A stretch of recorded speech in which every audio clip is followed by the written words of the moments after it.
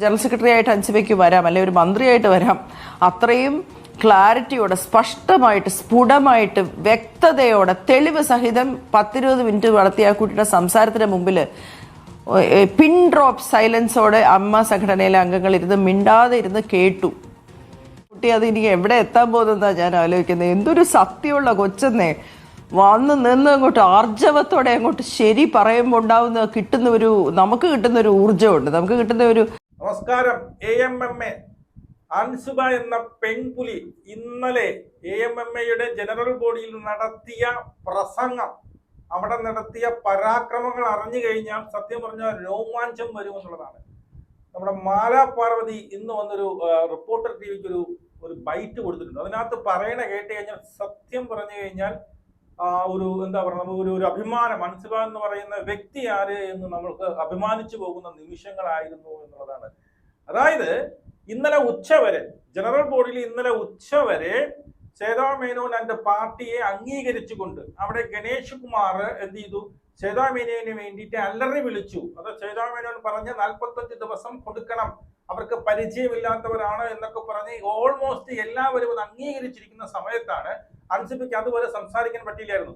അൻസിബയ്ക്ക് അതിനുശേഷം സംസാരിക്കാനുള്ള ഒരു ഇട നൽകി 20 മിനിറ്റിന്റെ ഒരു പ്രസംഗം, 20 മിനിറ്റിന്റെ ഒരു വിശദീകരണം അൻസിബ കൊടുത്തു. അതോടുകൂടി കമാന്നൊരക്ഷരം, ഒരൊറ്റ എണ്ണ അവിടുന്ന് അനങ്ങിയിട്ടില്ല. കാരണം അത്രയ്ക്ക് വസ്തുനിഷ്ഠമായി സ്പഷ്ടമായിട്ട് തെളിവ് ഉൾപ്പെടെ അടക്കി ഒന്നൊന്നായി നിരത്തി പറഞ്ഞ അവസാനം ഒരൊറ്റ മറുപടി പോലും ഇല്ലാതെ, അൻസിബ ചോദിച്ച ക്വസ്റ്റ്യൻ ഒരു മറുപടി പോലും ഇല്ലാതെ അവസാനം ഞാൻ രാജിവെച്ച് വെക്കോളാം എന്നുള്ളൊരു തലത്തിലേക്ക് ശ്വേതാ മേനോൻ പാർട്ടിയെ കൊണ്ടെത്തിച്ച അൻസിബ ഒരു രക്ഷത്തിന് എല്ലാവരും അൻസിബയെ കുറിച്ച് പറഞ്ഞു. കൊച്ചി ഇവിടെയും കൊല്ലം നിൽക്കേണ്ടത്, കൊച്ചു ഭാവിയിൽ ഒരു മന്ത്രിയാവണം എന്ന് പോലും ഈ മാലാ പാർവതി പറഞ്ഞു വെക്കുന്നുണ്ട് എന്നുള്ളതാണ്.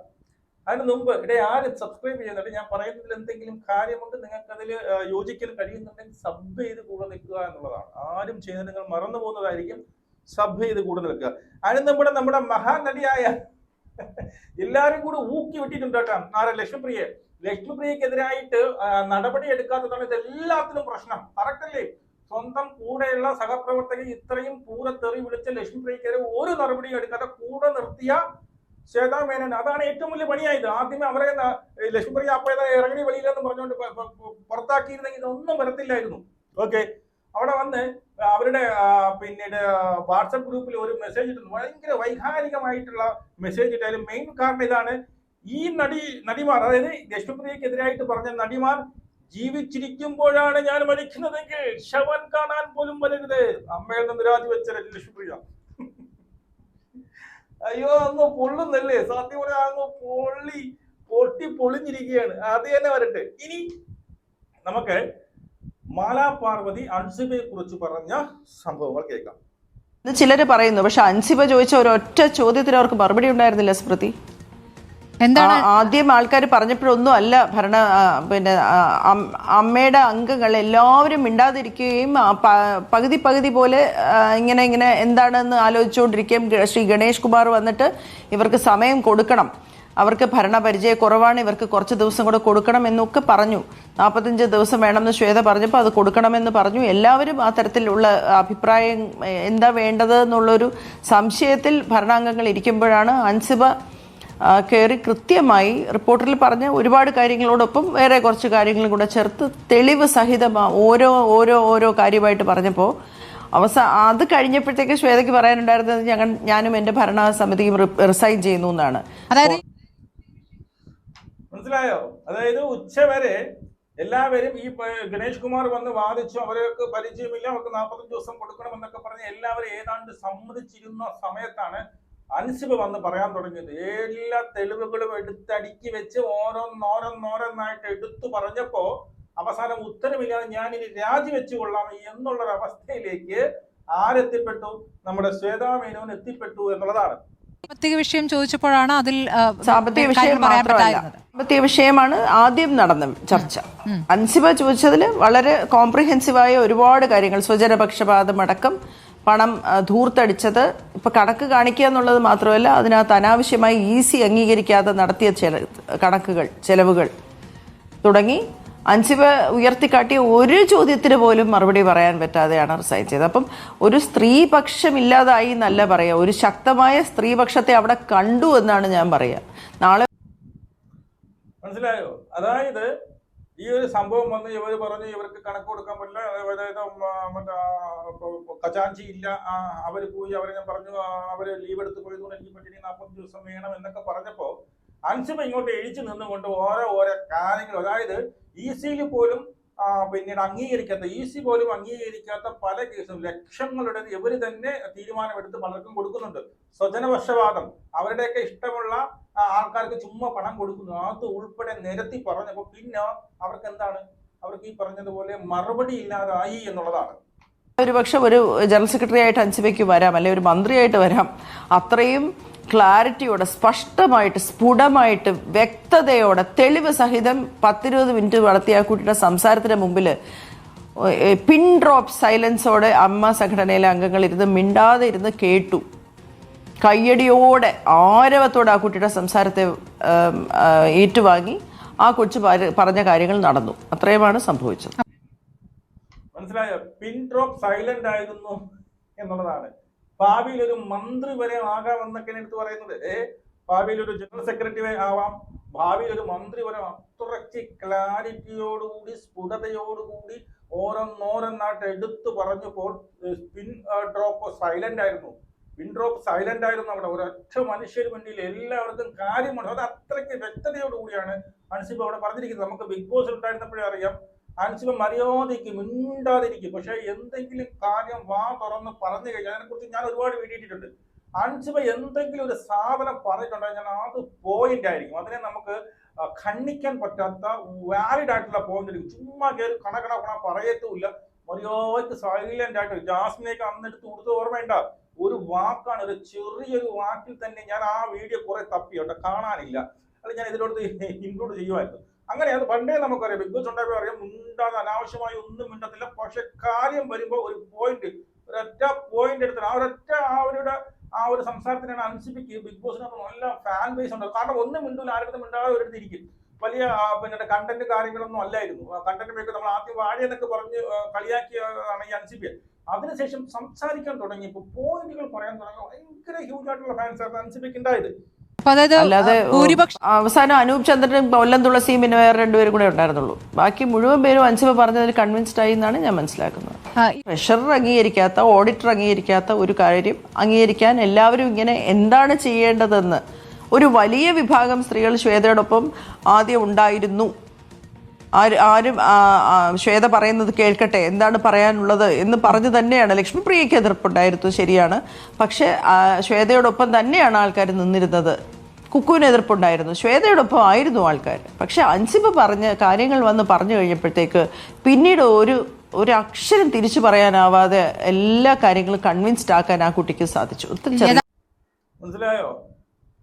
അൻസിബയുടെ ആ പ്രസംഗം കേട്ടപ്പോൾ, അതായത് ഇവർ പറഞ്ഞു വരുന്നതെന്ന് വെച്ചാൽ ലക്ഷ്മിപ്രിയക്ക് എതിരായിട്ട് എല്ലാവരും നിന്നു, കുക്കു പരമേശ്വരന് എതിരായിട്ട് നിന്നു. പക്ഷേ ഈ പറഞ്ഞ സേതാമേനോന് അനുകൂലമായിട്ടാണ് ആൾക്കാർ നിന്നത് എന്നുള്ളതാണ്. പക്ഷെ അൻസിബയുടെ പ്രസംഗം, അൻസിബയുടെ ആ ഒരു സംഭാഷണം കഴിഞ്ഞതിന് ശേഷം എല്ലാവരും കൺവിൻസ് ആയി എന്നുള്ളതാണ്. ഇവരുടെ കയ്യിൽ അഴിമതിയുണ്ട്, സ്വജനപക്ഷപാതം നടത്തിയിട്ടുണ്ട്, ദൂർത്തടിച്ചിട്ടുണ്ട് എന്നുള്ളത് വളരെ കൃത്യമായിട്ട് അൻസിബ തെളിവ് ഉൾപ്പെടെ പറഞ്ഞു എന്നുള്ളതാണ്. ഇന്നലത്തെ യോഗത്തിൽ അൻസിബയ്ക്കെതിരെ നടപടിയെടുക്കാനുള്ള ആലോചന കൂടി ഉണ്ടായിരുന്നല്ലോ.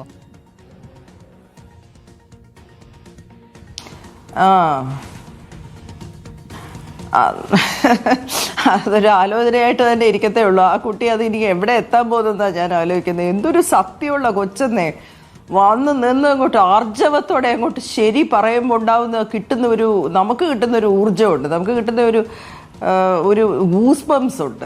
അത് ഇന്നലെ അനുഭവിക്കാൻ സാധിച്ചു. സ്മൃതി അൻസിബയെ പുറത്താക്കാൻ വേണ്ടിയിട്ടാണ് ഇരുന്നത് എന്ന് ചോദിക്കുമ്പോ, പുറത്താക്കാൻ വേണ്ടിയിട്ടല്ലേ ഇരുന്നത് ചോദിക്കുമ്പോൾ ചിരിച്ചുകൊണ്ട് മാലാപാർവതി പറയുകയാണ്, അത് പറഞ്ഞുകൊണ്ടിരിക്കത്തേ ഉള്ളൂ. എന്തൊരു ആർജവമാണ് ആ കുട്ടിക്ക്. ആ കുട്ടി എവിടെ എത്തിച്ചേരാനുള്ളതാണ്. ആ കുട്ടി പറയുന്നത് ഒരു സത്യമുണ്ട്. നമ്മളെല്ലാവരും ഇങ്ങനെ തരിച്ചിരുന്നു, ഇത്രയും ചെറിയ പ്രായത്തിൽ ഇങ്ങനെ ഈ കുട്ടിക്ക് ഇത് പറയാൻ സാധിക്കുന്നു എന്നാണ്. അതായത് എല്ലാ പേരും, അതിനായിട്ടുണ്ടായിരുന്ന ഭൂരിഭാഗം ആൾക്കാരും അൻസിബ എന്ന് പറയുന്ന വ്യക്തിത്വത്തെ, അൻസിബ എന്ന് പറയുന്ന വ്യക്തിയെ അംഗീകരിക്കുന്നു എന്നുള്ളതാണ്. അത്രയ്ക്ക് ക്ലാരിറ്റിയോട് കൂടെയാണ് അൻസിബ ഓരോ കാര്യങ്ങൾ എടുത്തു വെച്ച് ഓരോന്നോരോന്നായിട്ട് തെളിവ് സഹിതം, ആർക്കും ഒരു മറുപടിയില്ല, ആർക്കും തിരിച്ചു ചോദിക്കാനും ആര് സേതാ മേനോന് പോലും, ലക്ഷ്മിപ്രിയ അല്ലെങ്കിൽ വായ്ത്താളം മാത്രമേ ഉള്ളൂ, സേതാ മേനോന് പോലും തിരിച്ചുത്തരമില്ല. പിന്നെ രാജി അല്ലാതെ വേറെ നിർവാഹമില്ലാതെയാണ് ചെയ്തത്. മനസ്സിലായില്ലേ? 45 ദിവസം കൊടുക്കാമെന്ന് എല്ലാവരും അംഗീകരിച്ചതാണ്. ആ സമയത്താണ് അൻസിബയുടെ ഈ ഒരു പൂഴിക്കടകം നടക്കുന്നത്. ഈ പൂഴിക്കടകളിൽ അവരുടെ കൂടെ നിന്ന് ഗണേഷ് കുമാറിന് പോലും വാടഞ്ഞു പോയി എന്നുള്ളതാണ്. ഗണേഷ് കുമാർ ഒന്നും പറയാനില്ല. അത്രയ്ക്ക് ക്ലാരിറ്റിയോട് കൂടി വ്യക്തതയോട് കൂടിയാണ് അൻസിബ അവിടെ അവതരിപ്പിച്ചിരിക്കുന്നത്. മനസ്സിലായോ? പക്ഷെ അങ്ങനെയാണെങ്കിൽ എന്തുകൊണ്ടാണ് അഡ്ഹോക് കമ്മിറ്റിയിലേക്ക് അൻസിബയെ തെരഞ്ഞെടുക്കാതിരുന്നത് മാലാപാർവതി? ഇപ്പോൾ അഡ്ഹോക് കമ്മിറ്റിയിലെ അംഗങ്ങളുടെ പേരുകളൊക്കെ വരുമ്പോൾ ഇപ്പോഴുള്ള അവസ്ഥയ്ക്ക് ഒരു മാറ്റം വരുമെന്ന് പ്രതീക്ഷിക്കാവുന്ന പേരുകളാണോ? മാലാപാർവതിക്ക് നല്ല വിശ്വാസമുള്ള ആളുകളാണോ ഈ വന്നിരിക്കുന്നതൊക്കെ? ഒന്നാമത്തെ കാര്യം, ഈ ശ്വേത തന്നെ ഒരു കാര്യം മുന്നോട്ട് വെച്ചു, അഡ്ഹോക് കമ്മിറ്റിയിൽ നിൽക്കുന്നവർ അടുത്ത പ്രാവശ്യം ഇലക്ഷൻ നിൽക്കരുതെന്ന്. അപ്പൊ അൻസിബയെ നമ്മൾ അഡ്ഹോക് കമ്മിറ്റി നിർത്തിയാൽ അൻസിബയ്ക്ക് അടുത്തോടെ ഇലക്ഷൻ നിൽക്കാൻ പറ്റാതെ വരും. മനസ്സിലായോ? അപ്പോൾ ഇപ്രാവശ്യം ഈ കഴിഞ്ഞ കമ്മിറ്റിയിൽ പ്രവർത്തിച്ച ഏറ്റവും നല്ല പ്രവർത്തനമെന്ന് വിലയിരുത്തപ്പെട്ട ആശ അരവിന്ദനെയും റോണിയെയും ഉൾപ്പെടുത്തിക്കൊണ്ടുള്ള ഒരു അഡ്ഹോക് കമ്മിറ്റിയാണ്. രമേഷ് പിഷാരടിയുടെ നേതൃത്വത്തിലാണ് സംസാരിച്ചത്. ഇത് നിങ്ങൾ ഇങ്ങനെ ചെയ്യരുത്, സ്ത്രീകളുടെ കമ്മിറ്റിയാണ്, അവർക്ക് ഭരണപിഴവുണ്ടാവും. അത് ഓൾമോസ്റ്റ് ആൾക്കാർ അത് സീരിയസ് ആയിട്ട് എടുക്കാൻ തുടങ്ങിയപ്പോഴാണ് അൻസിബ വളരെ ശക്തമായും കാണും. ഒരാൾക്ക് ഒന്നും പറയാൻ പറ്റാത്ത രീതിയിൽ ആ കുട്ടി സംസാരിച്ചു. പക്ഷേ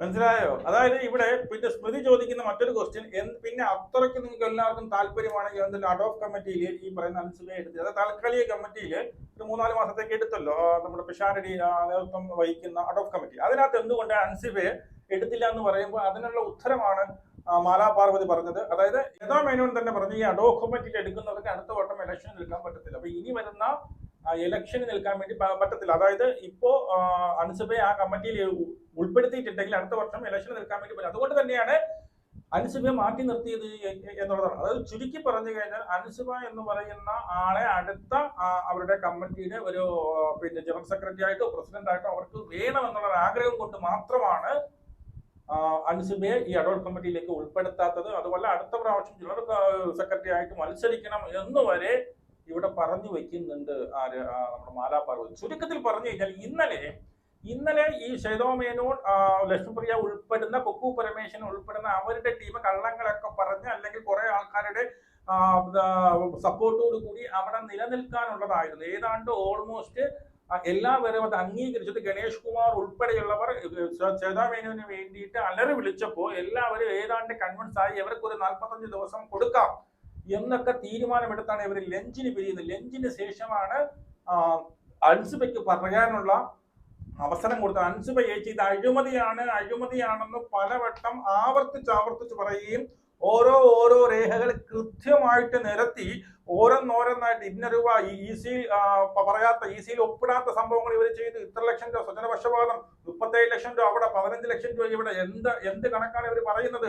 അതുമല്ല പണ്ട് മുമ്പുണ്ടായിരുന്നവരുടെ പിന്നീട് അവരുടെ റിപ്പോർട്ട് കിട്ടിയില്ല, അതുകൊണ്ടാണ് നമുക്ക് ഈ ഒരു റിപ്പോർട്ട് തരാൻ പറ്റാത്തത് എന്ന് പറയുന്ന സംഭവം അവിടെ പൊളിച്ചെടുക്കുന്നുണ്ട്. കാരണം ചോദിച്ചു, നിങ്ങൾ കിട്ടിയില്ലെങ്കിൽ നിങ്ങൾ ഈ പറഞ്ഞ പഴയ കമ്മിറ്റിയിലുള്ള ആൾക്കാരെടുത്ത് അതിന്റെ വിശദീകരണം ചോദിച്ചുകൊണ്ട് മെയിൽ അയച്ചോ? ഇല്ല, ഒരു തേങ്ങയും ചെയ്തിട്ടില്ല. ഇവരെല്ലാം കൈയിട്ട് വാരി എന്നുള്ളതാണ്.